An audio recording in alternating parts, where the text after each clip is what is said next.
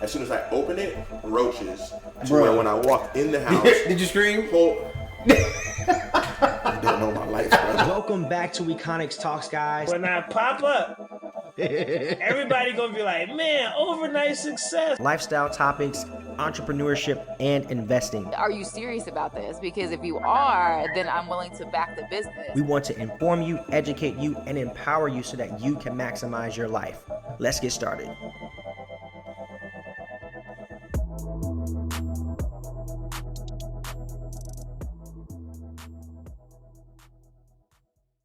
Hey, it's Josh. Thanks so much for listening to Econix Talks, whether you're brand new to the show and to me, or if you've been listening since the very beginning. As you know, managing a podcast takes a ton of time when you're independent.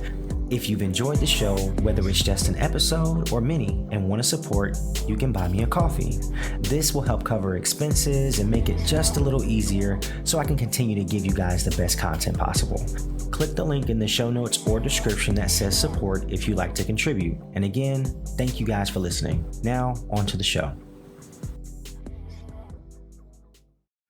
Welcome back to another episode of Econix Talks, guys. Today, I am super excited. I have the owner of Rose Bar in Tampa. His name is Sean Wood. These guys have been open for a little over a year, and I wanted to get him on the pod so he can tell his story. You know, a lot of people have been to Rose Bar, but a lot of people don't know the face behind Rose Bar. So I just want to give a huge shout out to Sean. So what's up, man? How you doing? What's up? Thank you for having me on the show. No problem.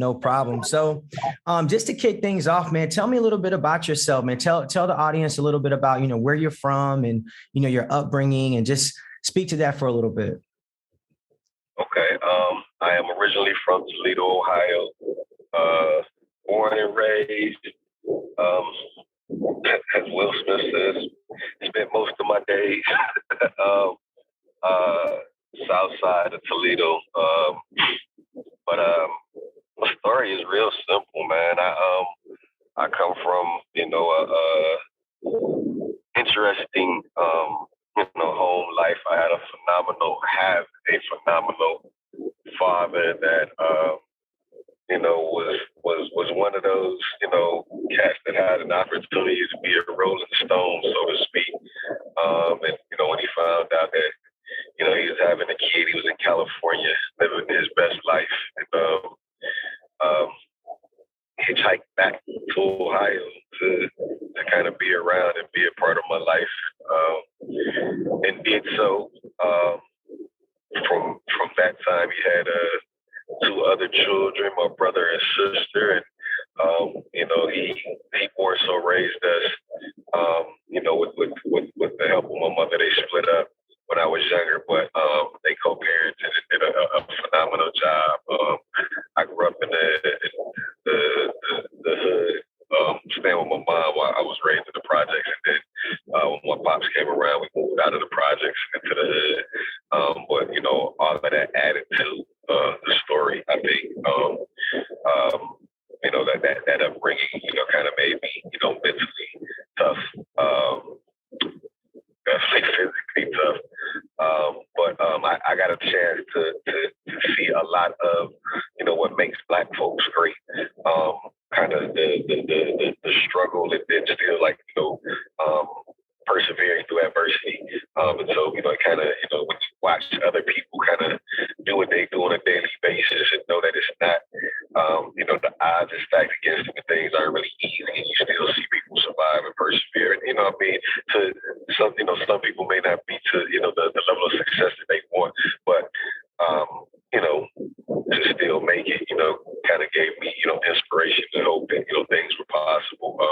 My father instilled that in me, as well as a lot of my family members. And so I was fortunate enough to kind of get out of that and see some other things. I was in the military, in the Air Force briefly, and then also spent some of my most memorable, impressionable, best years in Tallahassee, on the Florida A&M campus. And that was kind of where the entrepreneurial version of me really took place. Your family grad? Yes, sir. Okay, shout out, man. I went to Morehouse. Okay, yeah, man. HBCUs. Yeah, that's what's up. That's what's up. That's a beautiful thing, man. Like that in itself, is a whole separate podcast, probably, just because those lessons, those experiences are really what I feel, kind of molded me a little bit more than anything. Growing up in the hood, you have a lot of, everybody's a dreamer, I think, or you should be. But a lot of times those dreams have to be deferred based on, your circumstances. And then, being around individuals at HBCU, number one, you see people that look like you, but you hear stories that are similar to yours.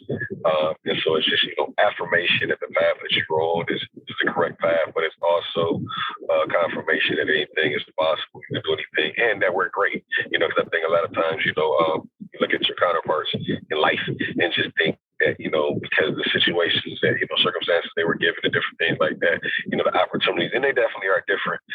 But, despite, having, the same, even if you're not afforded the same opportunities, like pushes you, HBCUs push you to go get it, and to be better prepared for reality that, it's not going to be given to you. It's not going to be easy, even with this degree, even with this, background, even with this, like it's still, you're still going to be, in a competitive world for the rest of your life. But like I said, that's a whole other podcast. But yeah, that time was what molded me to appreciate, to want to be an entrepreneur, to appreciate it, and then just really gave me the understanding that this is the only thing I wanted to do. Like I don't, some people are phenomenal at working with and working for others. Like I just really wanted to carve my own path and do a lot of things, my way. Some of the ego would allow me to kind of do the corporate dance. What was your breaking? If you don't mind me asking. Breaking. Your breaking, I had a say like what? Yeah. You know what I mean. That. No, absolutely. Yeah. You just went that way. Aha moment. Yeah, the aha moment was I had a kid with a corporate company I won't name, and was doing some cool stuff, but the salary it just wasn't, it wasn't adding up to what I knew I was bringing to the table. And it was just like, I can do all of this stuff for somebody else and get paid what they want to pay me, or I can do the same things for myself and control my price point, and it was just like, and at the end of the day, like, I guess, with corporate, it's like, you lose a lot of sleep, you're putting a lot of, effort and energy into something that, you just get, an attaboy and a pat on the back for. And it was like, if that's all the reward I'm going to get, what I'm saying? Like, I'm still going to lose sleep, but I'm going to lose sleep for my situation. I'm still going to be tired, but I'm going to be tired for my situation. I'm still going to be stressed out or whatever, but it's going to be, something that, my attaboy is a little bit different. The pat on the back comes from me. It comes from, folks that, that really appreciate what I'm doing and not, getting, gaining more than I am. So, yeah, it was just, just in general, just getting tired of doing for somebody else. I feel that. Man, I got so many questions. I got so many questions for you. I'm gonna try to get through all of them. You such a dope person, man. My next question is, so as you started to, realize like, all right, this entrepreneurship thing is for me, not what caused you to jump, but where did you get your background? Like, how did you start to learn? Because obviously you were working at corporate, but there's still a learning curve that has to be had. So what did you do to kind of like, get your business acumen up? That takes it back to Toledo, Ohio. Growing up in the hood and having to, I learned what business looks like on the street. The difference with, hustling and working, it's very similar, except for the consequences are extreme. some of the things that, honestly, that, I learned, from street hustling was that, the importance of, I always use the term ships, SHIPS, and friendships, relationships, partnerships, all of those ships are extremely important to maintain, cultivate, and make sure that you have those things in your life, because that's really what propels you. So like I was really good with networking before I knew it was networking.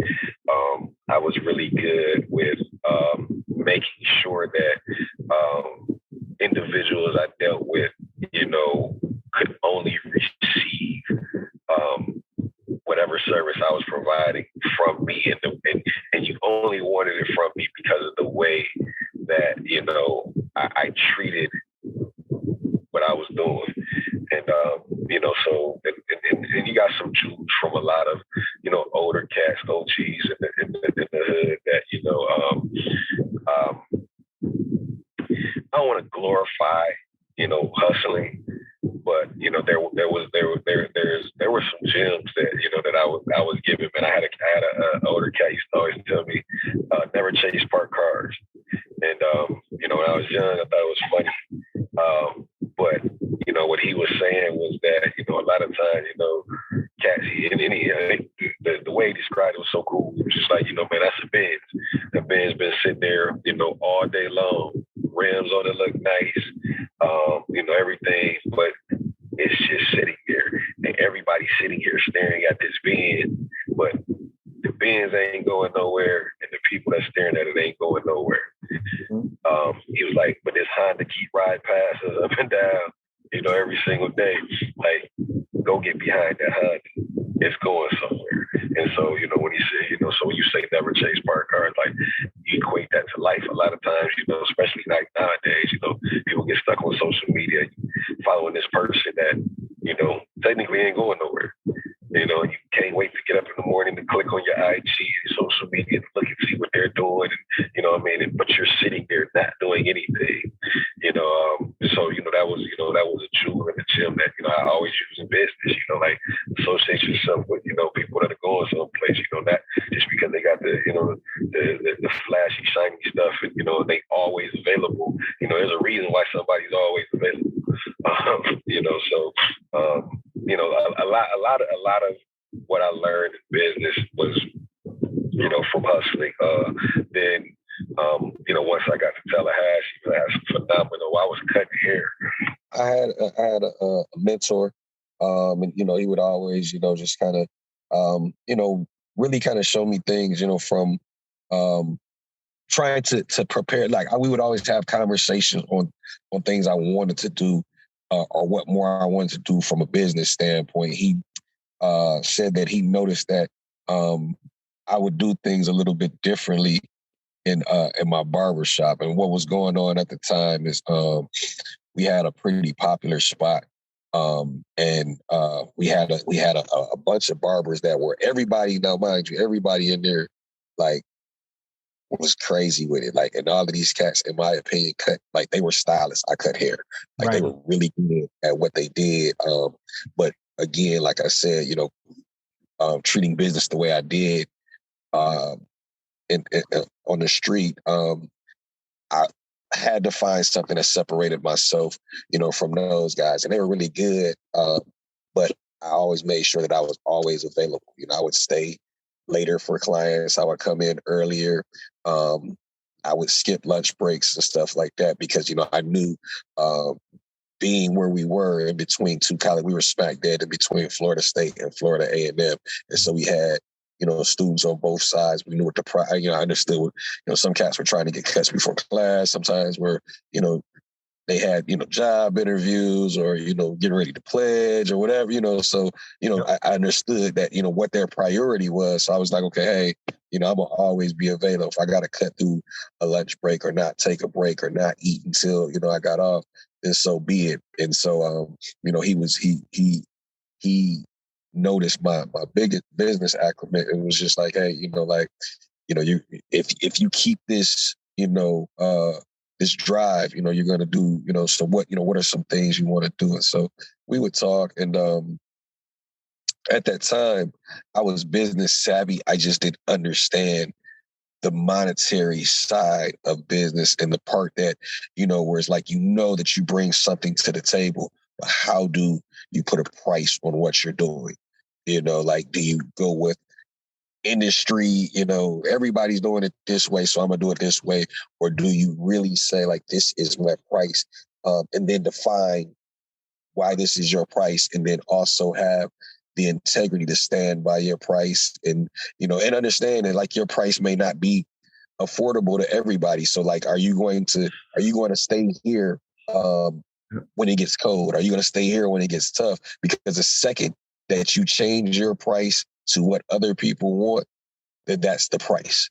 And when you lower your value, and again, like business and sports, I think teach you so many real life lessons. Yeah, because when you devalue or lessen the value of what your product is, then number one, you only attract people that can afford your product. And number two, you also show people that you are willing to do things for a price. Right. And I think, so I guess, saying that you can be bought, and that's, that's a tough thing, in life, because if you don't really have a value to things, or people can, because people will run over you, if you give them an opportunity. In business, they don't care. Man, and we learned that so much, man. And this, as far as Rose Bar goes, I'm probably me and my other partner, Donnie Small, we're more so novice as far as the restaurant industry goes. Baye Perry, another partner, has actually been in the industry for over 20 years. We have some people on our culinary side that have been in the industry for over 20 years. So they really know the restaurant industry. Yeah.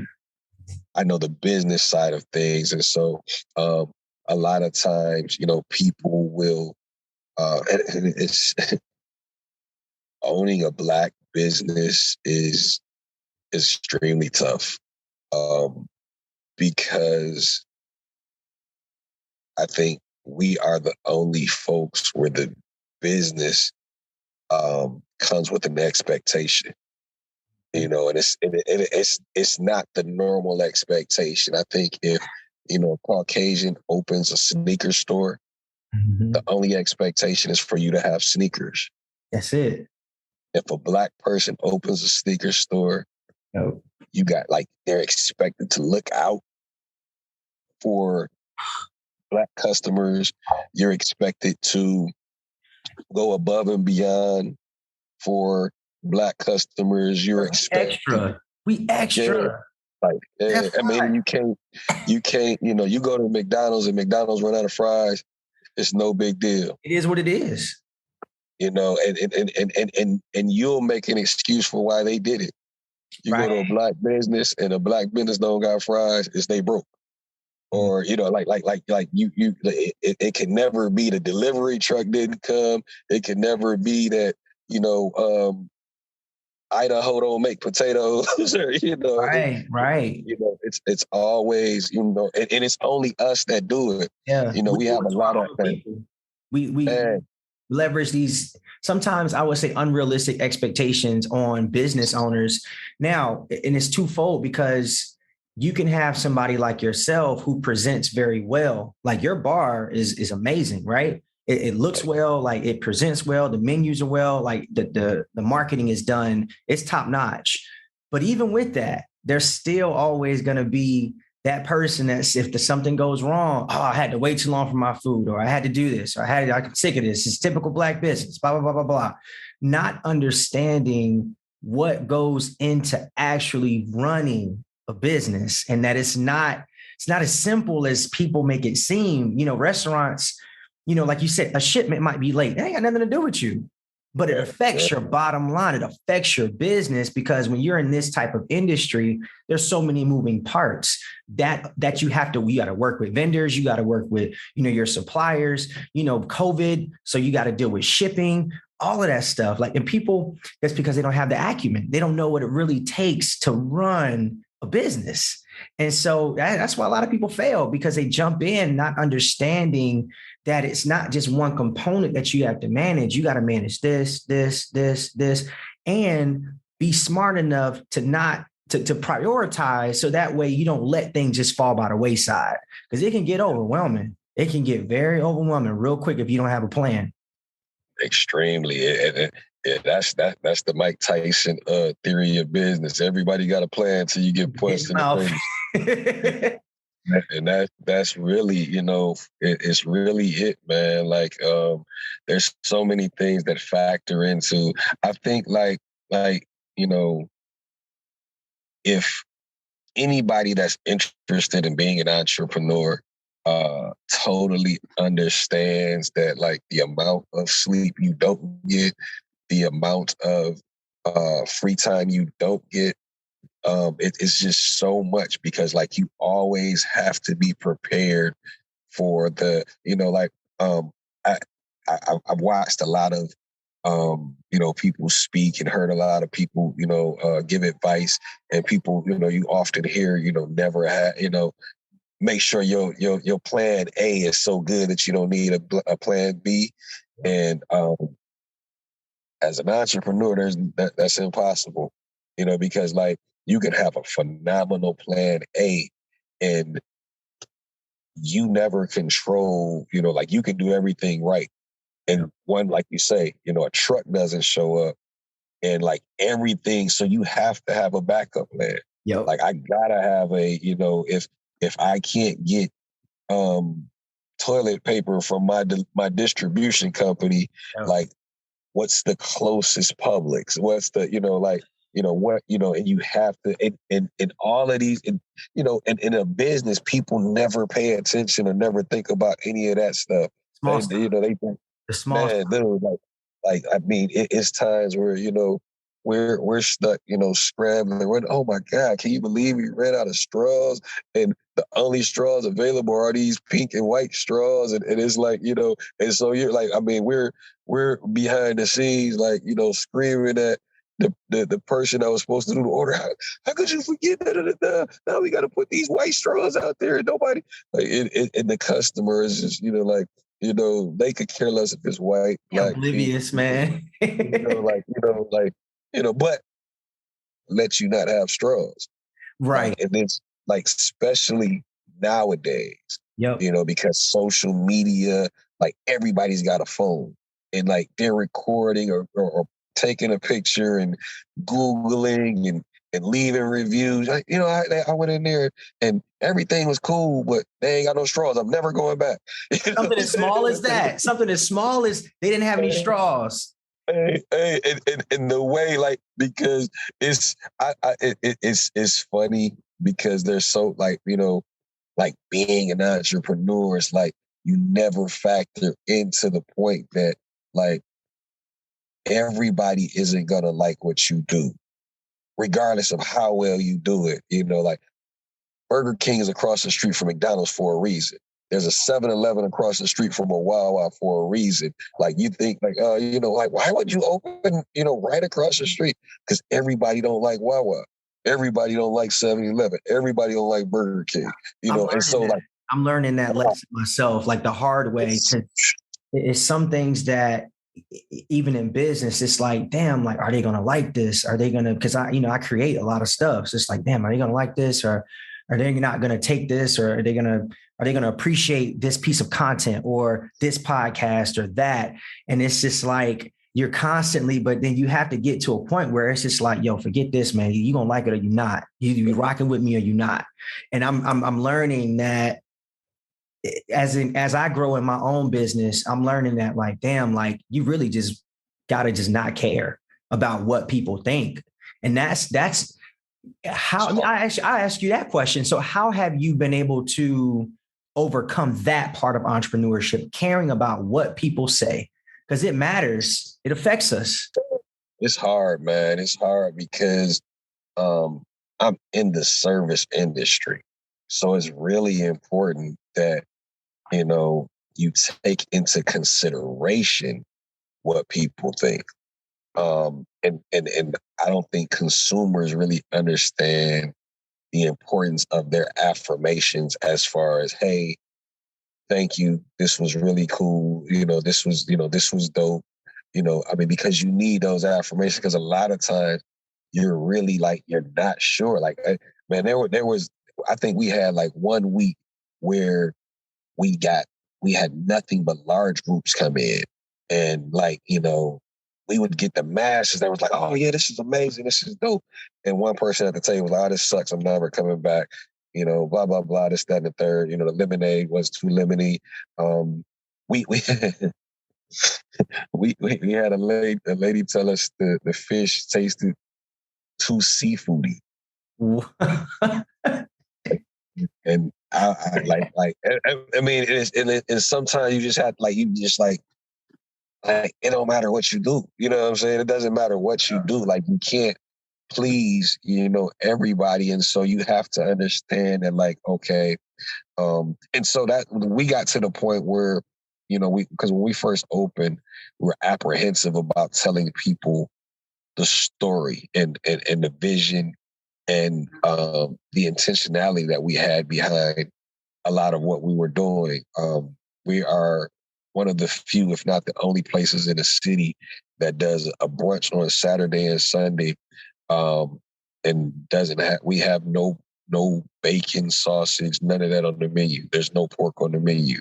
What made you decide that? I'm just curious from a business perspective. What made you guys decide that? It was we understood that the majority of the people that we would service, like we open the doors to everybody, but we understood that the majority of the people that we would end up servicing were African American, and there's a lot of health hazards associated with not just pork, but extremely salty foods and different things like that, but more so pork. And so we were like, if we don't have it on the menu, they can't order it. And so it was kind of like if I'm servicing 90% of the folks I service are, individuals that, hereditarily deal with, high blood pressure and, different things. I want to make a conscious effort to make sure that I have customers that are going to be repeat customers that are alive to support us. Right. And so, that was, one of the thought process that went into it. And we do that on both sides, with the choices of beef that, we deal with Providence Cattle, which is a phenomenal company that has a farm locally. And so we get our cattle grass fed and raised, locally.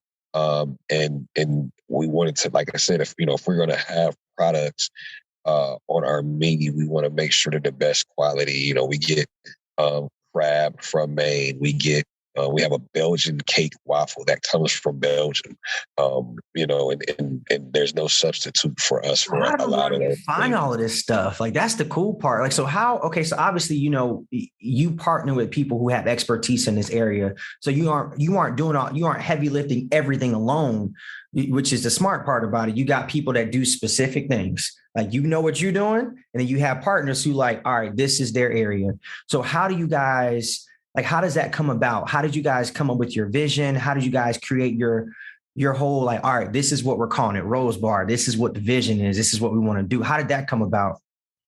Man, some of it was definitely with intention. And then some of it was by force. When we first opened, we opened dead in the middle of COVID. At the time, businesses weren't there was still a curfew, and businesses weren't, there were a lot of businesses that were actually closed. When I went to sit to go see the building, the guy, I was waiting on the guy to come in and show us the building. And he was running late. I was, sitting on my phone, and I got an alert on my phone, and it was like a Newsweek or news something. And it was just like, breaking news. Sweet Tomatoes closes X amount of, businesses. I'm like, okay, so there's chains that are closing because of this COVID thing.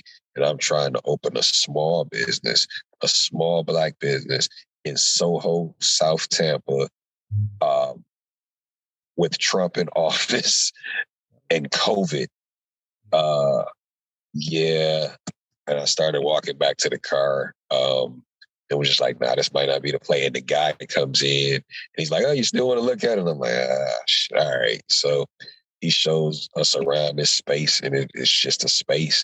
But, I'm a visionary. And so, it looked like a white canvas to me. And I was just like, man, I got paid for this. You know what I'm saying? Like, it was, like it's time to create. And so, like, my fears and apprehensions were put aside because of what I saw. And then that was the first time ever in life when I listened to God, and he was literally like, be still. Mm-hmm. And like, like you always hear that voice, and you like, and there's been times where I listened, but I wasn't obedient, if that makes sense. Yeah. Where it's like, I heard the voice. I'm going to do what you say, but I'm still going to do my Sean thing. Right, right. I'm going to do it my way. But I'm going to listen, but I'm going to still kind of do my own thing. Right. Yeah, like I'm going to do 92% of what you say, but this 8% got to be me, or this 50% got to be me. And every time that, that I've gone that route, that's the amount of success I get out of it. Whatever I said I was going to take away from totally listening to him and doing it my way, that was the limit to my success. If I said I was going to do 50% Sean's way, then I was going to be 50% successessful.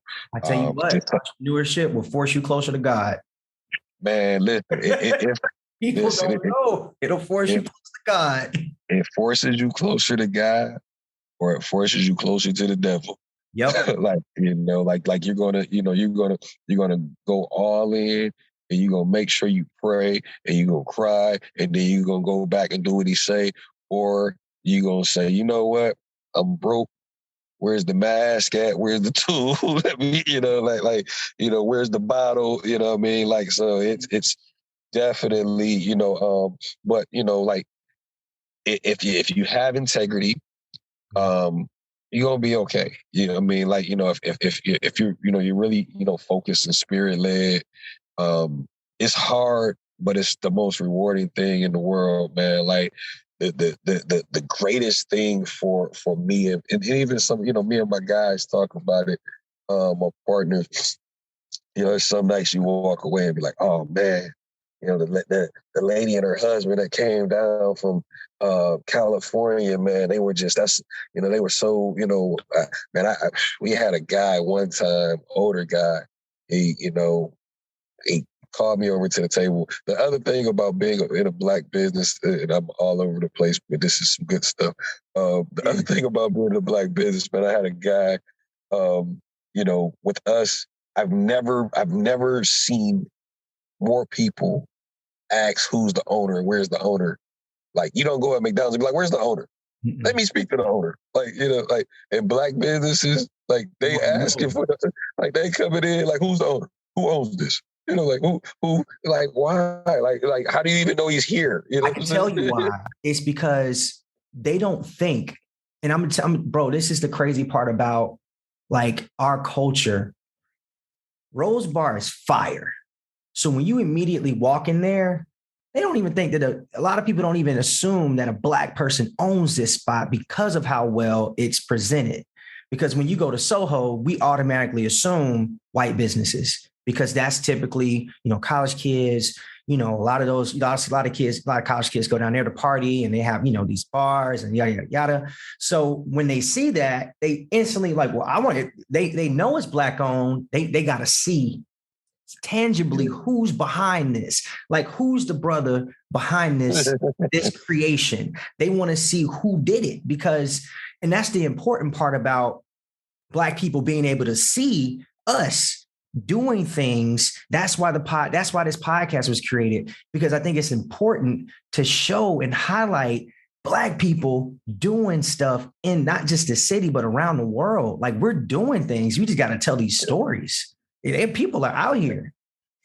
And that's a great point, man. And to that, I salute you for that, because it's so true. Like, it wasn't until we got behind a lens and started to show our story. I think back in the days when them cats were like, the revolution will be televised.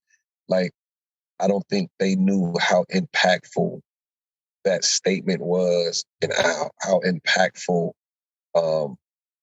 the evolution of the camera and the people behind the lens were. Because before that, when you heard about the police brutality in Los Angeles, it was just like, nah, until you seen it. Until you seen Rodney King, like when NWA said F the police, like, it was just a song that, adults thought, oh, this is over the top and different things like that. But then when you seen, what happened to Rodney King, it was like, they really do what they talking about in this song. Yep. This is like, this is why they're mad, Yep. and not just that, like, because the only time, you knew what was going on in LA or New York or anything was the news outlet. And the news outlet controlled the story. So if they were saying, 12 people get killed in a drive-by and blah, blah, blah, and it was the Bloods, it was the Crips, it was this, that, and the third, 20 people in Chicago die overnight, from drive-by shootings. So in anybody's head, Black people included, it's like, yo, man, like, these people are crazy. Black people are wild. They killing each other, blah, blah, blah. But then on the flip side, like, there's always been a Black kid that got 57 scholarship offers. There's always been a Black single mom that, started her own business, and, like, those stories always existed, but they weren't televised. They weren't promoted. Social media wasn't available. So you didn't know that, there was success out of tragedy. There was triumph coming from tragedy in, a lot of these inner city neighborhoods, a lot of these, and there were Black people, like, before, you got to think about it, man. Like, before our story really got told, you didn't know that, Cliff and Claire Huxtable were a real thing and existed before the television show. There were Black doctors that were married to Black lawyers and vice versa. And they had, kids that were going to not only HBCUs, but PWIs and Ivy League schools. But you didn't know that story before, you never knew there was, a Black kid that had a rich uncle that, until you seen Fresh Prince. And, what I mean? Like, and then because there were so few and far between, he was like, oh, it's just one, like, you got to think about it. Like, man, like, before all of that stuff, you had the Jeffersons, and, George Jefferson was this shuck and jive, Black dude that got an opportunity, and he hated white folks, but loved them at the same time. And, you had, Philip Drummond that, took in these homeless, poor Black kids, and, and now they're different strokes and like until we started in Living Color, different world. Different world. I was about to say different world. That was huge. We didn't, man. Listen, man, that was the first time I wanted to go to college when watching them. Like, they made college look like, oh, I want to do that. Not just did it look cool, but it showed you that we were going to college. Like, growing up in the hood, the only cast that you thought went to college was either, like, you really had some really smart girl in your class that you knew was going to college, or you had a dope athlete, football player, and they were only going to play sports. Like, and so you didn't think, college was fun or anything. It's like, oh man, that's just where you go to, to get to the NFL or the NBA. Like, you didn't think there was anything, like, you didn't know about fraternities and sororities and stepping and Greek shows and, set life and, all of that stuff. Like you didn't think any of that existed. You just thought that, you went to school to play sports or just to learn. Right. Right.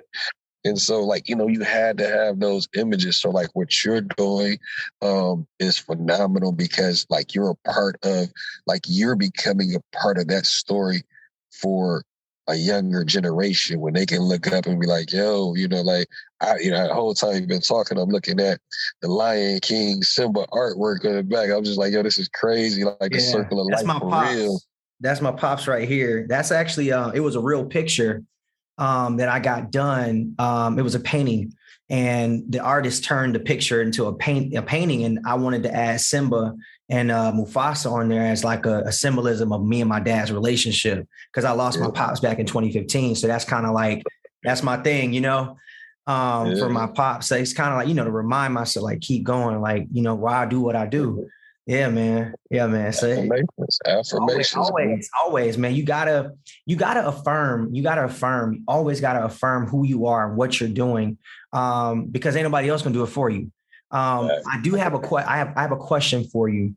Yes, during your entrepreneurial journey, who have you become? Like, who have you watched yourself become? Because that's the beautiful part about entrepreneurship, is the person, not necessarily the business. The business is a byproduct, right? The business is a byproduct of who we become in the process of chasing whatever dream we're going after.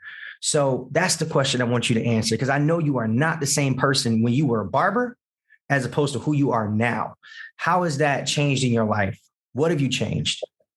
It was the epiphany that, so my background is fashion merchandising and marketing. I've always been into fashion. I've always, on the marketing end, but being an entrepreneur, and honestly being, a restaurateur has shown me that I'm a servant. And that's what I'm best at, in the fashion industry, you create, and I pride myself on being a creative. I definitely hang my hat on that. But even with all of that, like I have a couple group homes. So I deal with kids, during the day, technically servicing them during the day. And then in the afternoon, I'm going straight to the restaurant and I'm servicing, customers. And I flourish at that part of obedience, like being a servant, as a servant to God, I in turn become a servant to everybody I interact with. And I've learned that, that's the dopest part about being an entrepreneur for me, is the opportunity to pour into people in different ways, whether it's through conversation, whether it's through, a program or project that I have going on. And then whether it's just, just kind of through my walk where people can kind of look from a distance. I had a lady, older lady approached me yesterday during brunch and just pulled me to the side like, hey, you're the owner? And I was like, why do you say that? She's like, because you walk like you're the owner. And so, things like that where it's like, if you can just move and kind of pour and serve, that's what I've become. I've become a servant, and I'm starting to learn to embrace that. I think when you're younger, it's like, nowhere somebody was like, you're going to be a servant, and I'm not that. Get out of here. You know what I mean? Like, you're trying me, you know what I mean? Right. But it's like, I embrace it. I love it like that. I would rather be, nothing more than that. Like I say, being a humble servant to God, who has opened so many doors for me and provided so many opportunities for myself, for my family. And there's no way that I can repay that, other than, to pay it forward and be as available to as many people as possible, if that makes sense. No, that makes complete sense. Yeah. I want to shift over to what I call the Econix 10. So I'm going to ask you 10 questions. You can answer them. They're not rapid fire, but I'm shoot, and then we're going to go from there. So question number 1, what would you title this chapter in your life? Growth. Like that. Number 2, what superpower would you have? Listening. Explain that one. Listening. Like as men, we find it. I don't say we find ourselves in situations where we hear a lot, but we don't, because there's so many. Being a black man is hard, bro. Mm-hmm. And like there's so much distraction, there's so much outside noise. I would love my superpower to be able to tune out all of the outside noise and listen to what's really being said and what I really need to hear. I feel that, man. That's real. Number 3, what would you invest in right now if money wasn't an issue?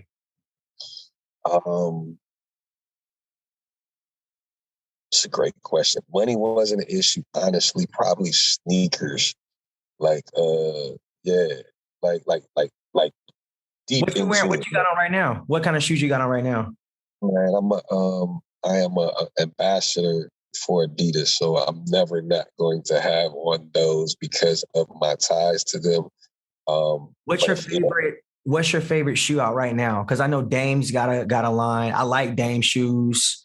Who else is with I don't even lie, man. Like I love the Yeezys. Like they are. I never owned a pair. Man, Adidas in general, and like I said, I'm definitely partial. But they're extremely comfortable. But man, like I've probably worn 2 or 3 pair of Yeezys that I just didn't, and I think it was just because the sizing is different on some of them. Mm-hmm. But like it's an extremely comfortable shoe. It's like consumer wasn't mine. Yeah, I need to get it because I've heard that a couple of times from people. I don't like the style of the shoe, but I hear that they're comfortable. I'm cool with comfort all day. I'll rock a pair of Yeezys for some comfort. I'll plug you onto a couple of pair of Adidas that you like your feet feel like you're walking on clouds, and I'm on my feet all the time. Me too, man. Me too. Yeah, for sure. I definitely want that. Number 4, if you weren't doing this, what would your other profession be? Whatever God led me to, honestly, man. Like I'm at the point in life where, when I was younger, I could tell you, I could answer that question so, precisely. But, I'm at a point now that, wherever God says, this is what it is, if he says, I need you to, the white windows for the rest of your life, like I'm because I listening to him, I haven't gone wrong. So wherever God led me is what I feel. That's facts. Number 5 dinner guests, dead or alive, who's at your table? Oh, that's a dope question. Jay-Z, Denzel Washington. I knew you was going to say Jay. Because I could tell you're mental. I knew you was going to say Jay. Yeah, okay, Denzel. Denzel. My mom.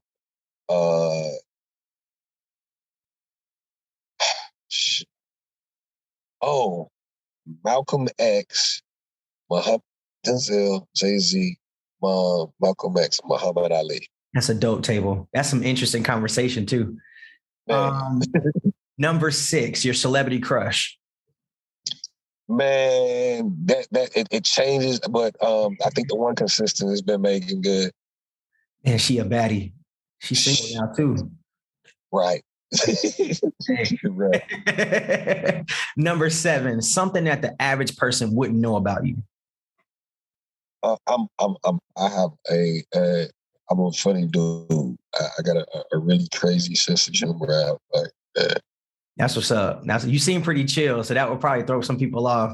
To be 90% of people would be that's what's up. That's what's up. Number 8, what's your favorite productivity hack? That's a great question. I don't know. That's wow. Yeah. Everybody got one. What's your favorite productive? Like what gets things done in your day? Like, what do you do to get things done? Music. Okay. Yeah. What Yeah, are you listening to right now? What's in your rotation? man, I'm honestly all over the place. I prefer R&B, but it just really like I wake up in a mood. Like sometimes, like it takes me an hour to get to my group home. So it sometimes I wake up and throw on gospel. Sometimes it may be jazz, like Art Monk or something. Sometimes it may be um 2 Chainz. Kanye, Jay-Z, two Chains. Like, and it's funny, man. I really just started getting into I'm way behind in the whole trap rap stuff, but I'm I starting could to put dig you it. on some people, bro. I could put you on some people like Larry June. You Man, got to. Larry June it's crazy, man. His background, he was a hustler, and he just kind of like built his stuff, and he started rapping. But then he started opening up other brands. So like he started like rapping about like juicing, about eating pineapples, investing. He dope. He from San Fran, so his music is fire. It's like got a West Coast vibe to it. But he talks about like building. He has his own juice shop, like not just rap. Like he builds assets, and it's just dope. Like Larry June is fire. I'm on it. I'm on it. Yeah, I love music. So yeah, me too, man. Die hard. Number 9. Name 3 most influential people in your life. My pops, my younger brother, and this is gonna sound crazy, but my son is he's just started. He's 18, and he started to work with me at the restaurant, and I see so much of myself in him, but I also see him grow and prosper to like the man that he's becoming. And so like it's times where I just sit back and I'm just like watching this dude like converse with people or something. Like, yeah, he definitely influences me to be a better person. That's awesome, man. And number 10, PB&J or grilled cheese? Neither. Oh! So, crazy story. Like when I never really cared too much for cheese when I was younger, and I had I went on vacation to see my uncle, and my grandmother was watching all of us, and she made grilled cheese sandwiches, and I was like, I don't eat cheese, and like she literally beat me because I refused to eat the sandwich or whatever, and so it's like grilled cheese is definitely a no, and then peanut butter and jelly. I don't like jelly, so like I could probably do like a peanut butter sandwich or something, but yeah, I'm not big on. Yeah, I was one of them weird kids that didn't like the way things felt on your hands. So like I didn't eat ketchup as a kid. I didn't like jelly, I didn't like stuff getting on me. You know what I mean? So and now, like I said, I can eat messy and all of that stuff as an adult, but yeah, neither one. I feel that. I have 2 bonus questions for you. I think are very important, and we can wrap it up. So what was one of your biggest failures in business, and what did you learn? Biggest failure was I started a clothing line and when I was in school in Tallahassee, and it was extremely successful when I first started. But because I listened to a lot of other people and not studied the industry, like we came out with like the intent was really just kind of, start off with t-shirts and hats and stuff like that, something that was affordable, easy. And I had people like, oh no, you should do sweatsuits and you should do denim and so like, I'm like, all right, cool. If y'all, and man, like I didn't have access to textiles and stuff like that. So I was paying a seamstress to make, stuff. And so I was spending $100 to make a pair of jeans that I could only sell for $50, you know what I mean? And so it was the lack of preparation, lack of knowledge of what I was doing, and listening to, like, I've definitely learned that as an entrepreneur, like, if you're going to take advice from people, take advice from people that are doing what you're doing, and not people that, just think, 'cause I get people all the time coming to restaurants, like, you should do, pizza with, chicken breast on it. You know what I'm saying? Just like, right. Why? Because like, do you do that? You know what I'm saying? Like, so yeah, that was the that was it. Yeah. That's what's up. And the last question is, what keeps you up at night? Everything, man. Like that's the listening part. I have so many voices and I have so many thoughts and ideas that I literally have to sleep with my phone. But I probably haven't slept in a bed in years. Like the couch, chair, whatever, and I have to sleep with my phone. So when the thought hits my, I have to write it down. If not, it'll bug me the whole night, and it'll start blossoming into something else. So it's like, oh, I want a smoothie. And then I'll start thinking, you know what? I can buy strawberries from here. And what if I added smoothies to the menu and and it's gone? So like thoughts in my head, of just, I'm a serial entrepreneur. Yeah. And so like I'm always thinking, of a way to create and do something. And, and that keeps me up like, crazy, man. That's dope, man.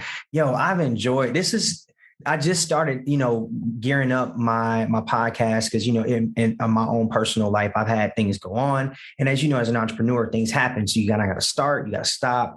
But this has been one of the most informative interviews that I've done. And I've been podcasting for a while.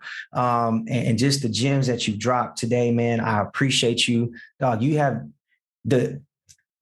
I can tell you've been through something. I can tell you've come a long way. You've come along. Keep going, brother. Please keep going because you are inspiring people.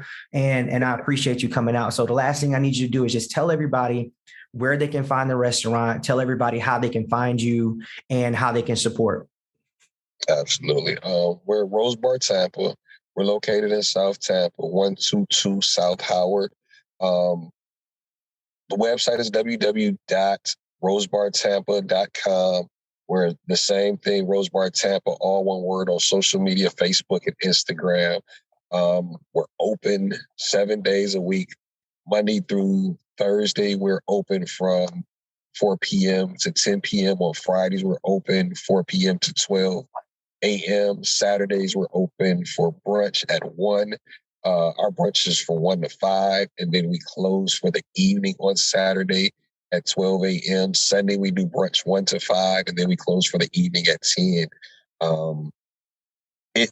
I would like to say a lot about it. I just, again, it's the 7-Eleven Wawa thing. It may not be for everybody, but we think, what we try to put out, we call ourselves a vibe dining establishment.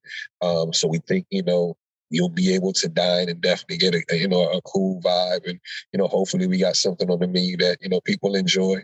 And if not, do like everybody else and ask to see the owner, and we'll fix it.